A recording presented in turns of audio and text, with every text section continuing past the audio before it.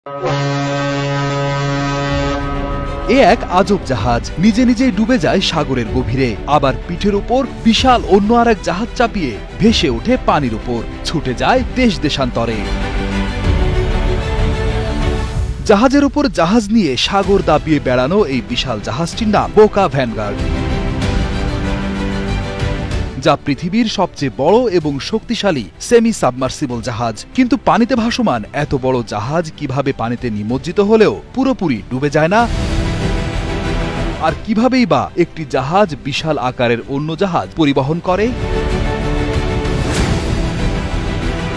বোকা ভ্যানগার্ড এমন একটি জাহাজ যা তেল এবং গ্যাস রিগ, বিশাল কনস্ট্রাকশন প্ল্যাটফর্ম, অন্যান্য ভারী বোঝা, এমনকি বিশাল আকৃতির জাহাজ পরিবহনের জন্য ব্যবহৃত হয়।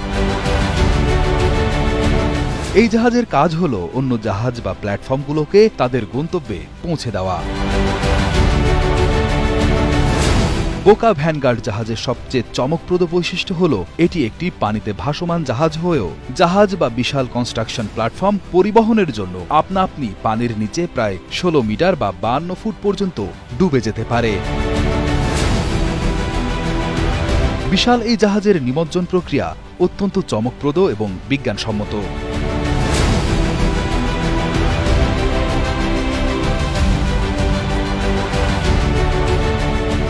জাহাজটি নিমজ্জিত করতে হলে এর বিশেষভাবে ডিজাইন করা ব্যালাস্ট ট্যাঙ্কগুলো পানি দিয়ে পূর্ণ করা হয়। এতে জাহাজের ওজন বেড়ে যায় এবং এটি ধীরে ধীরে পানির নিচে ডুবে যায়। একবার জাহাজটি সম্পূর্ণ নিমজ্জিত হলে ভারী বোঝা যেমন তেলের রিগ, বড় কনস্ট্রাকশন প্ল্যাটফর্ম বা অন্য কোনো বড় জাহাজ বোকা ভ্যানগার্ডের পাটাতনের ওপর তোলা হয়। সবকিছু ঠিকঠাক বসানোর পর পাম্পের সাহায্যে জাহাজ থেকে পানি বের করে দিয়ে আবার সেটিকে ভাসিয়ে তোলা হয়। তবে এখন প্রশ্ন আসতে পারে, লোহার তৈরি বিশাল এই জাহাজ পানির নিচে পুরোপুরি নিমজ্জিত হলেও কেন ডুবে যায় না? বিজ্ঞানের এক বিস্ময়কর অবদান এই বোকা ভ্যানগার্ড জাহাজ। পানিতে ভাসমান বিশেষ এই জাহাজ এমনভাবে ডিজাইন করা হয়েছে যে এটি পানিতে নিমজ্জিত হলেও পুরোপুরি ডুবে যায় না। এই জাহাজের কিছু অংশ সব সময় পানির উপরেই থাকে। এর সেমি সাবমার্সিবল ডিজাইন এমনভাবে তৈরি করা হয়েছে যাতে জাহাজের ডেকের উপরের অংশ এবং নির্দিষ্ট বয়া অংশ পানির উপরে থাকে। এটি জাহাজকে ভারী বোঝা তোলার পরেও স্থিতিশীল থাকতে সাহায্য করে এবং নিরাপদে চলতে সহায়তা করে।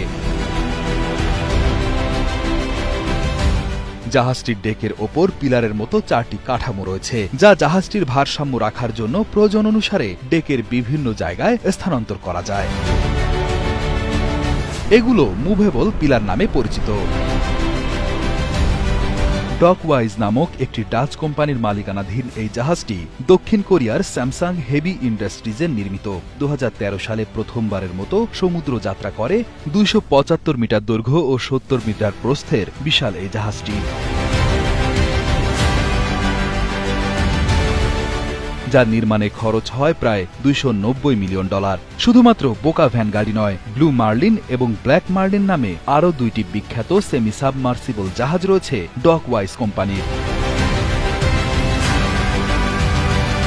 যা একই রকমভাবে পানির নিচে ডুবে গিয়ে অন্য জাহাজ বা পণ্য পিঠে তুলতে পারে।